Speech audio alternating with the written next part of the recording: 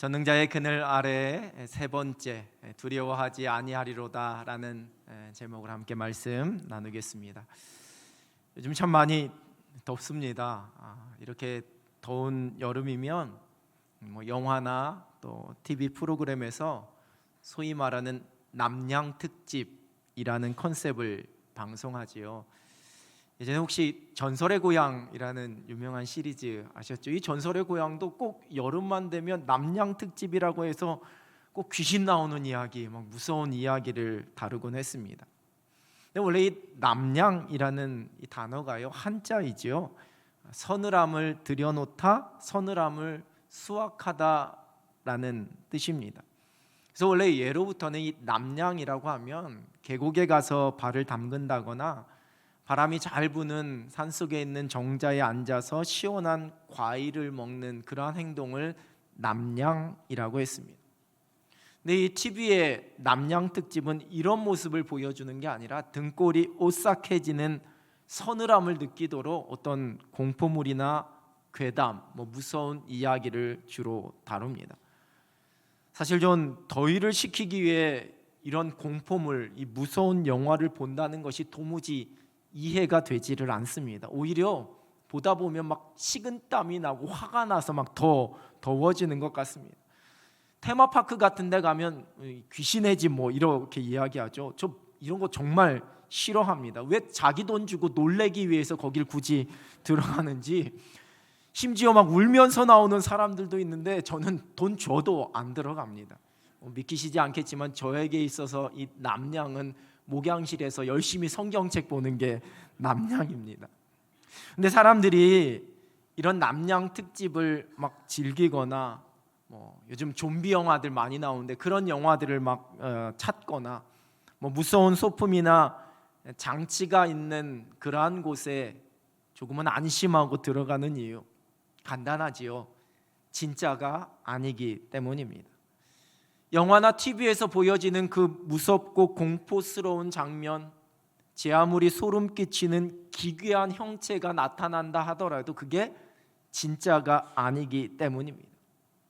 귀신의 집에 들어가서 만나는 흉악한 실체도 그저 인형일 뿐이고 아니면 때론 분장한 사람이지 진짜가 아니기 때문입니다.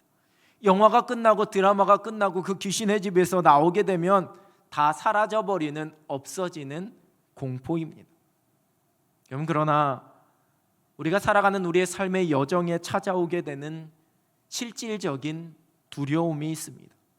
그리고 그것은 우리의 현실이기에 결코 우리가 여유롭게 대하는 것이 쉽지만은 않습니다. 자신을 전능자의 그늘 아래에 사는 자라고 선포한 시인은 그럼에도 불구하고 삶 속에서 만나는 두려움을 오늘 함께 읽은 본문 5절과 6절에서 고백하고 있습니다. 먼저는 밤에 찾아오는 공포입니다. 예전 개역 한글판 성경에서는 밤의 놀램이라고 번역을 했고요. 새 한글 성경은 밤의 위험 이렇게 번역하고 있습니다. 특별히 이스라엘 백성들에게 있어서 이 밤에 찾아오는 공포라는 말은 그들이 출애굽할 때에, 그 조상들이 출애굽할 때에 마지막 재앙으로 나타났던 그 밤 동안에 애굽에서 처음 난 모든 생명이 다 죽게 되는 그 두렵고 무서운 사건을 떠올리게 하는 표현입니다. 이 밤은 낮보다 두려움이 더 커지게 됩니다. 잘 보이지 않기 때문에 그 밤 자체가 두려움이 되기도 합니다. 보통 공포 영화를 보면 처음부터 끝까지 그냥 어두컴컴한 배경으로 펼쳐지는 것을 보게 됩니다. 어둠 속에서 경험하게 되는 어떤 막연한 두려움과 심리적인 불안이 있습니다. 최근 수년간에 우리나라의 공황장애 환자가 참 많아졌다고 합니다. 2017년에는 약 14만 명이었던 환자가 2023년에는 24만 7천 명으로 무려 70% 이상 증가하게 되었다고 합니다. 특히 코로나 팬데믹을 지나면서 더 급격히 증가하게 되었는데요. 이 공황장애는 보통 갑자기 극심한 불안과 두려움이 지금 내가 죽을 것 같은 그러한 공포가 밀려옵니다. 그래서 신체적으로도 심장이 막 빨리 뛰고 두근거리고 가슴이 답답해지고 숨이 차는 그러한 증상이 나타나곤 합니다. 이러한 증상은 대부분의 어떤 실제적인 위험이 발생해서 나타나는 것과는 무관하게 그냥 갑작스럽게 발생하게 됩니다. 전문가들은 그 발생 요인을 어떤 생물학적 원인부터 시작해서 유전적인 요인도 있고 때로는 심리사회적 요인도 있다라고 이야기합니다. 스트레스를 비롯해서 사회적 불확실성과 이 사회가 성과 중심의 문화가 팽배해지면서 여러 가지 압박감이 증가하게 되고, 우리 젊은이들의 경우에는 자신의 불확실한 미래와 같이 자신이 통제할 수 없는 어떤 불안 요소의 증가가 이런 공황 장애로 나타나게 되기도 합니다. 혹자는 어떤 사람들은 의지가 없어서 혹은 믿음이 약해서 그래 이렇게 이야기하기도 하는데, 여러분 결코 이것은 의지의 강함과 약함, 믿음의 좋고 나쁨의 문제로 판단해서는 안 됩니다. 여러분, 모든 사람에게는 내가 통제할 수 없는 두려움이 있습니다. 그에 대한 반응의 민감도의 차이일 뿐입니다. 누구든지 예상하지 못하게 찾아오는 그 두려움을 경험하게 됩니다. 우리가 보통 PTSD라고 부르는 외상 후 스트레스 장애, 큰 사건이나 사고, 자연재해 등 충격적인 사건을 경험하고 난 뒤에 찾아오게 되는 어떤 불안이나 두려움 때문에 심리적으로, 신체적으로 어려움을 겪는 증상을 말합니다. 꿈에서나 아니면 내가 자동적으로 일어나는 나의 반복되는 생각 속에서 그 충격적인 사건을 다시 자꾸만 경험하게 되면서 불안이 극도로 높아지게 되고 자율신경계의 질서가 깨지면서 여러 가지 신체적인 증상도 나타나게 됩니다. 우리가 통제할 수 없는 두려움입니다. 정신질환에서 불안장애라는 범주 안에 여러 가지 정신적 질환과 약함이 포함되는데요, 불안한 느낌이 지나치게 광범위하게 일어나게 되면서 다양한 신체 증상을 경험하게 됩니다. 내 몸이 조금만 이상해도 큰 병이 걸린 것 같이 생각되어지는 건강 염려증부터 시작해서 밤에 잠을 이루지 못하는 불면증, 사소한 일에도 지나치게 염려하는 증상, 초조함, 가슴이 두근거리고 입이 마르고 소화가 되지 않는 이러한 증상이 이 불안으로 인해, 두려움으로 인해 우리의 신체 가운데 나타나게 됩니다. 사람에 따라 그 정도의 차이일 뿐 대부분의 사람들이 겪고 있는 그런 심리적 두려움이다라고 이야기할 수 있습니다. 전 가끔 꿈을 꾸는데요, 지난 휴가 중에도 이 꿈을 꿨습니다. 꿈에서 설교 준비가 하나도 안 되어 있는데 예배 시간이 되어버린 겁니다. 지금 올라가야지만 되는데 원고가 없습니다. 정말 꿈에서도 이루 말할 수 없는 당황함과 이 두려움이 막 몰려오면서 꿈에서조차 이거 꿈이야, 빨리 깨면 돼 라고 생각할 정도로 그런 꿈을 꾸면서 일어나게 되면 한동안 마음이 좀 힘이 듭니다. 그리고 깨어나서 저 스스로에게 제가 아직 이 설교에 대한 거룩한 두려움과 떨림이 있구나 생각하면서 스스로를 위로합니다. 만약에 꾼이 되면 이런 꿈 안 꿀 것 같습니다. 그냥 뭐 준비 안 됐어도 나와서 하면 돼, 뭐 이렇게 자신감 있게 하면. 근데 이런 꿈을 꾸니까 아직은 그런 마음이 있구나라고 생각을 하는데요, 여러분, 사람들에게 있어서 두려움은 어떻게 보면 필요한 감정이자 생존 본능이다라고 이야기할 수 있습니다. 즉 하나님께서 주신 지극히 정상적인 감정이 두려움입니다. 이 두려움이 있기 때문에 어떤 위협이 다가올 때 움츠러들거나 도망치거나 피하거나 대응하는 그런 일종의 경고를 나에게 주게 되고 내가 그렇게 대비하게 되는 겁니다. 그런데 부정적인 두려움이 있습니다. 어떤 실체가 없는 불안과 염려로 인해 내가 강한 두려움을 느끼게 되는 겁니다. 실체가 없지만 그렇게 될지도, 그런 일이 일어날지도 모른다라는 생각, 내가 실패할지도 모른다라는, 내가 불행해질지도 모른다라는 염려와 생각 때문에 나에게 밀려오는 두려움이 있습니다.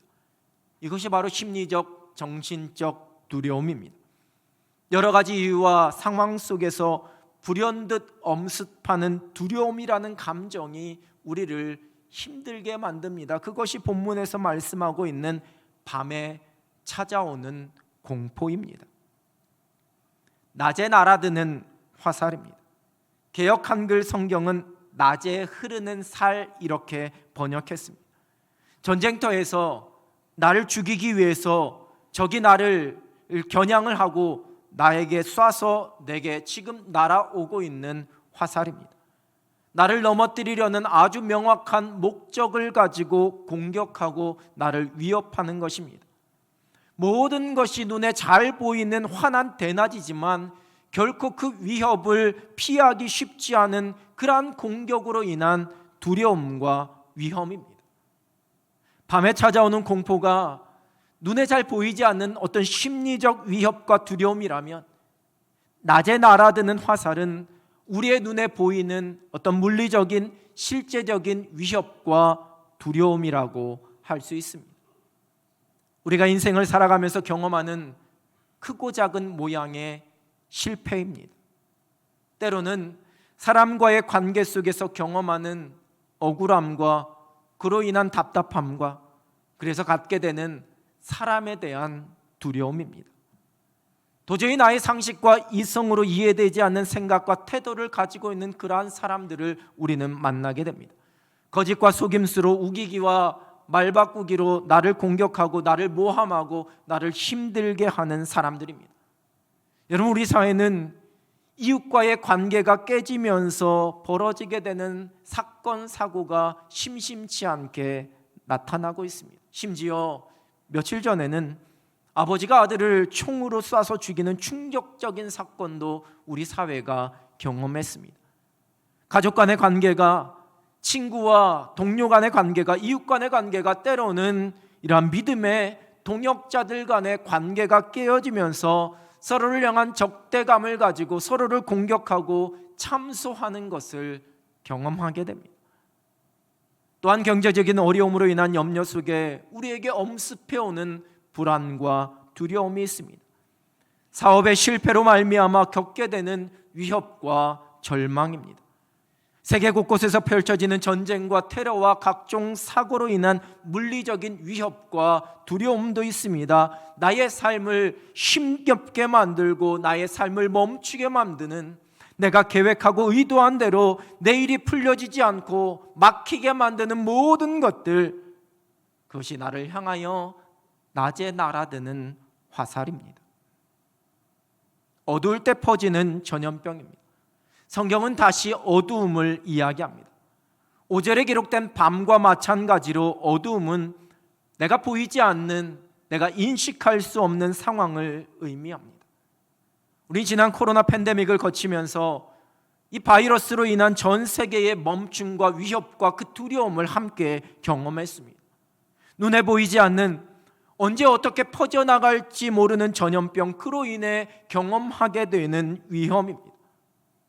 예고 없이 찾아오는, 서서히 우리의 육신을 무너뜨리는 각종 질병입니다. 내가 건강에 자신 있다라고 생각했는데 어느 날 갑자기 나에게 찾아온 질병이 우리의 삶을 무너뜨립니다. 건강검진을 하다가 조직검사를 했는데 암이랍니다. 그때 엄습해오는 두려움이 있습니다. 머릿속에 수많은 생각들이 복잡하게 얽히면서 감당할 수 없는 묵직한 바위덩어리 하나가 그 가슴에 덜컹 내려앉는 것만 같은 그러한 충격입니다. 이는 단지 죽음에 대한 두려움 그 이상의 것입니다.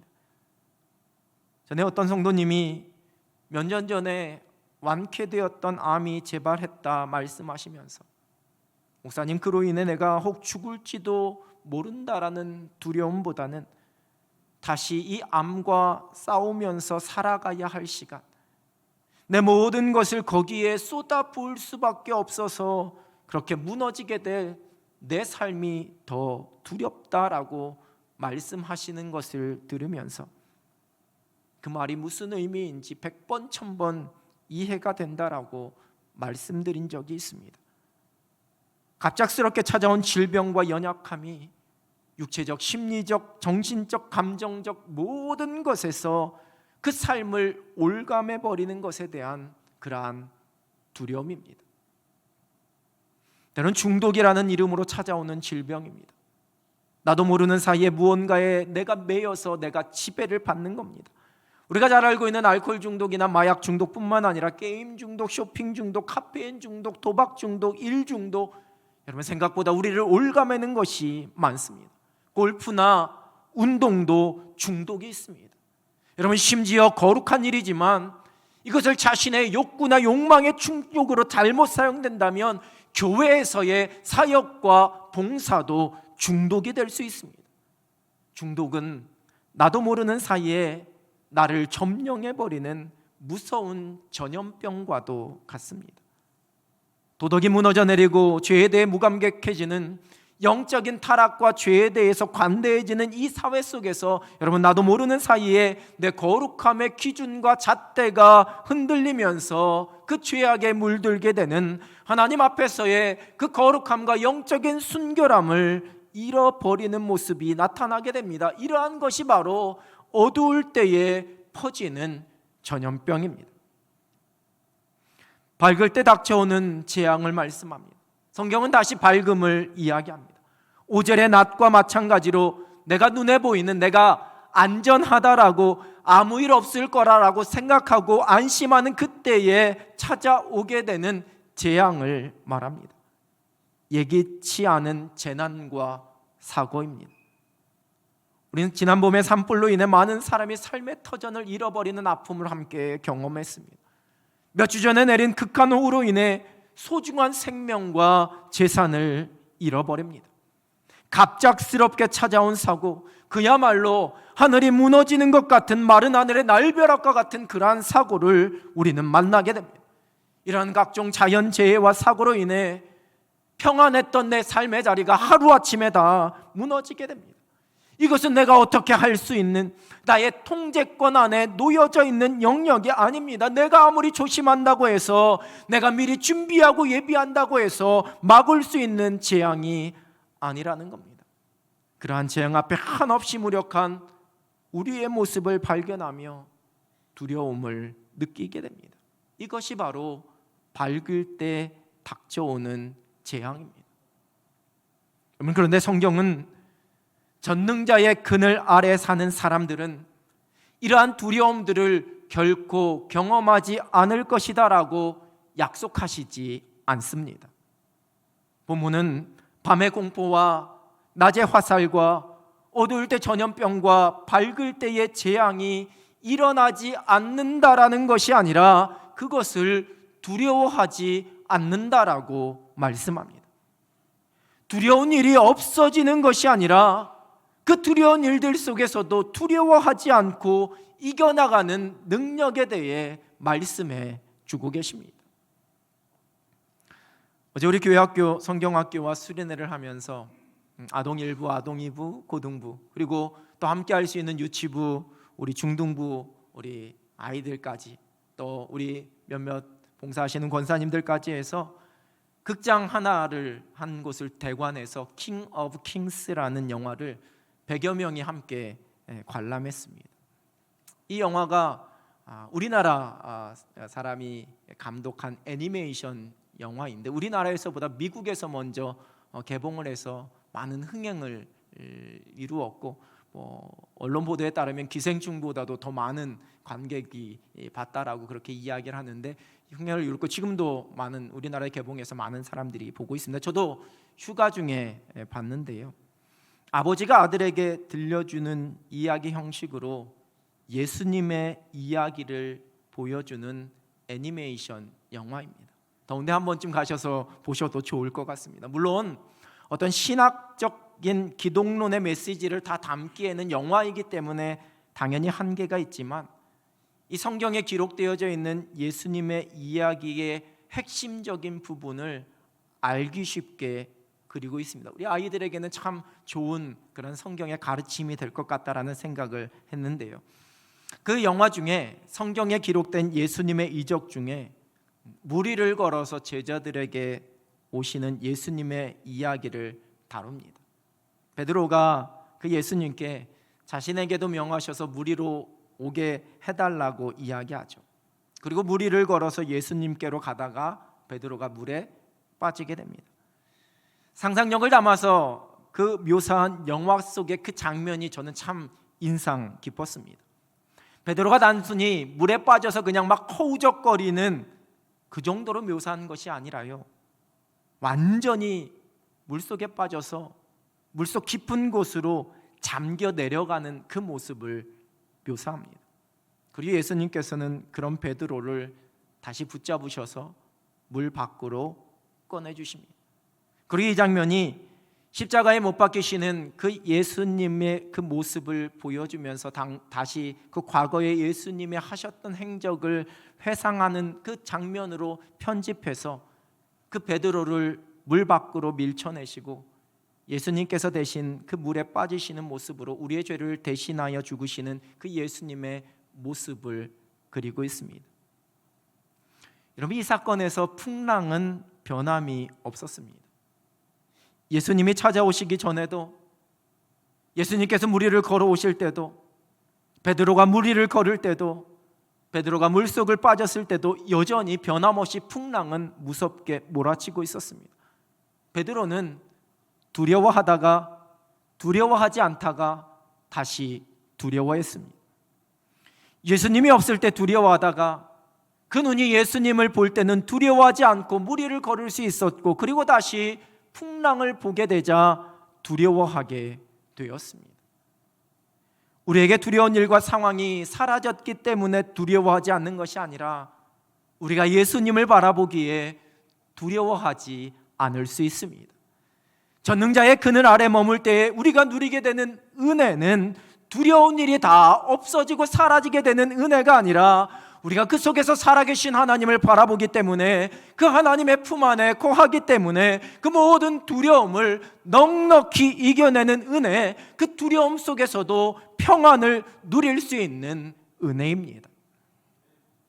2차 세계대전 당시에 독일 공군은 1940년 9월부터 이듬해 5월까지 한 9개월 동안에 매일 밤에 이 런던을 포함한 영국의 그 주요 도시를 무차별적으로 폭격을 하고 있었습니다. 이 폭격으로 인해 민간인 약 4만 명 이상이 사망했다고 전해지고 있습니다.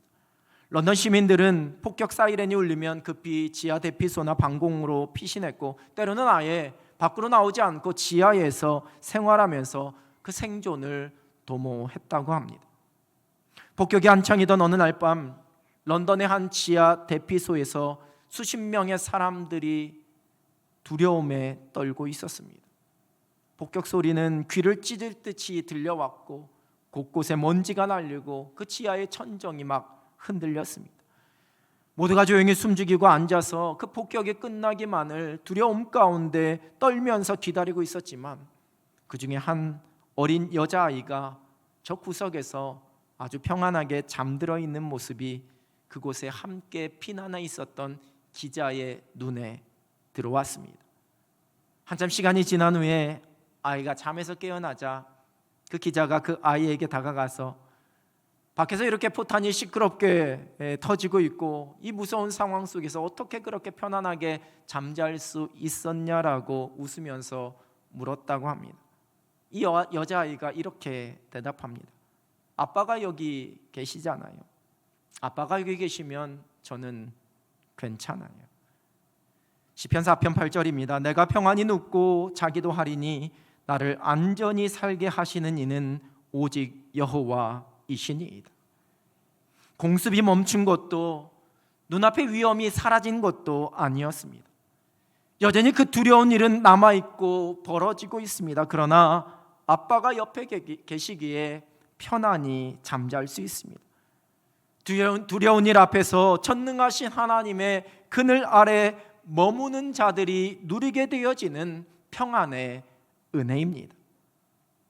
아버지와 형을 속이고 장자권을 빼앗은 야곱이 도망하여서 외삼촌 라반의 집에서 머물다가 이제 다시 고향으로 돌아가려고 할 때, 여러분, 야곱에게 있어서 가장 큰 두려움과 염려, 걱정은 그 형 에서와의 만남이었습니다. 고향으로 다시 돌아가려는 그의 여정에서 성경이 제일 먼저 말씀하시는 것은 창세기 32장 1절입니다. 야곱이 길을 가는데 하나님의 사자들이 그를 만난지라. 야곱은 그 사자들을 마하나임, 하나님의 군대라고 고백했습니다. 하나님의 자녀들을 보호하시는 하나님의 천사들의 무리입니다.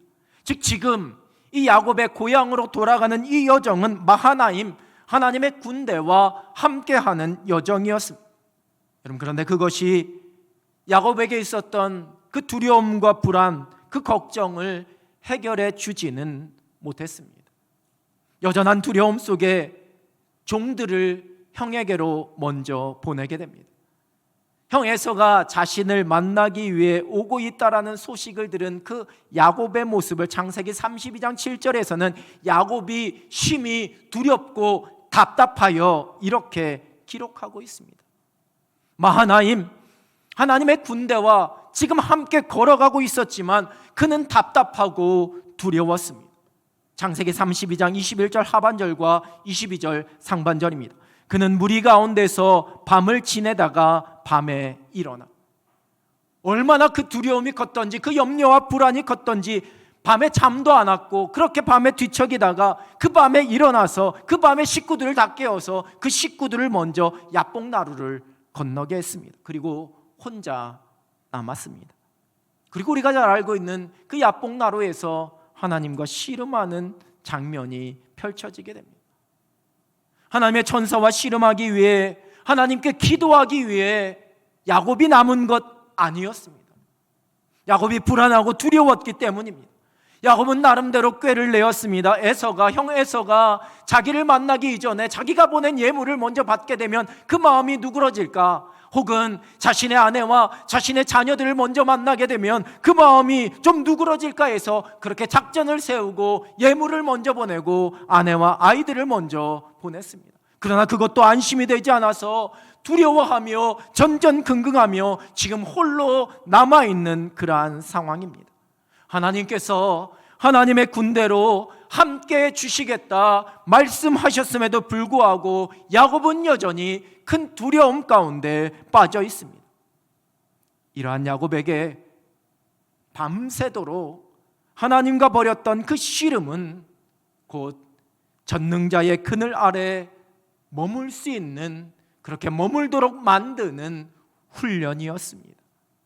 자신의 꾀와 자신의 생각과 자신의 의지와 자신의 능력을 내려놓고 오직 하나님만 신뢰함으로 어떠한 상황 속에서도 하나님의 품에 안기는, 하나님께 맡겨드리고 하나님 주시는 평안을 누리는 그 훈련을 하나님께서는 그 밤에 야곱에게 시키셨던 겁니다. 그리고 그 씨름이 끝나고 난 뒤에 야곱은 담대함으로 그 형 앞에 서게 됩니다.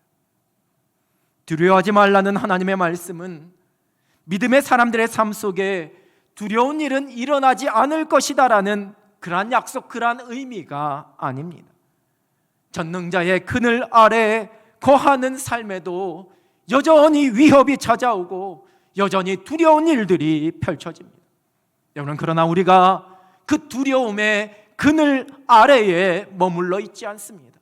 전능자의 그늘 아래에 머무는 것을 선택합니다. 그것이 바로 믿음입니다. 인생의 여정 가운데 두려운 일이 없어지기 때문에 누리는 안도가 아니라 오직 하나님과의 관계 속에서 누릴 수 있는 평안입니다. 또한 전능자의 그늘 아래에 머문다는 것은 그 모든 두려움에 우리가 무감각해지거나 그 두려움을 억지로 억누르거나 내가 의지적으로 두렵지 않은 척을 하는 것이 아닙니다. 나를 보호하시는 하나님을 신뢰하는 믿음으로 내게 일어나는 모든 두려움을 다스리는 겁니다. 그리고 그때에 허락하시는 하늘의 평안을 누립니다. 우리가 전능자의 그늘 아래에 머뭅니다. 두려워하지 않습니다. 하나님이 우리와 함께 하시기 때문입니다. 시편 56편 11절입니다. 내가 하나님을 의지하였은즉 두려워하지 아니하리니 사람이 내게 어찌하리이까. 시편 46편 3절입니다. 바닷물이 솟아나고 뛰놀든지 그것이 넘침으로 산이 흔들릴지라도 우리는 두려워하지 아니하리로다. 여러분을 잠 못 이루게 만드는 염려와 불안과 두려움이 있으신지요? 두려워하지 아니하리로다 우리가 믿음으로 선포합니다. 그리고 모든 것을 하나님께 맡깁니다. 전능자의 그늘 아래에 머무는 저와 여러분은 이러한 두려움에 빠져 살아갈 사람들이 아닙니다. 전능자의 그늘 아래 머물며 하늘의 평안을 누리고 노래할 수 있는 행복한 여러분 되시기를 우리 주님의 이름으로 축원합니다.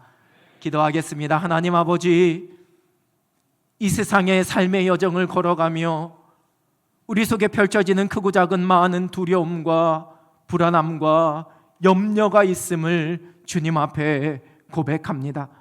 하나님, 우리를 날마다 하나님의 믿음의 은혜 가운데 세워주셔서 시편 기자가 노래했던 것처럼 살아계신 하나님 바라보며 전능자의 그늘 아래에 머물며 내가 두려워하지 아니하리로다 선포하며 살아갈 수 있는 하늘 백성들 되게 하여 주시옵소서.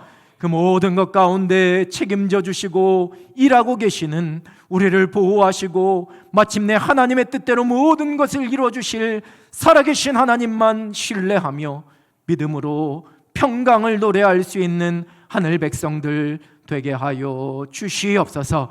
예수 그리스도의 이름으로 기도드립니다. 아멘.